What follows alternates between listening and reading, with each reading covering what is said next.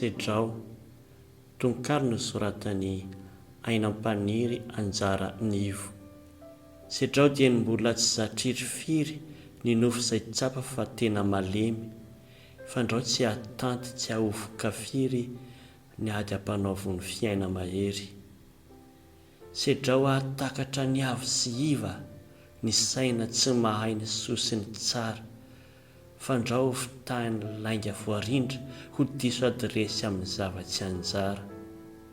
Sedrao voadona ny fo be fity, hampahafantaro ny tena mangidy, fandrao fitahan'ny fon'olon-dia ka ho gahatra tsy hanana fanalahidy.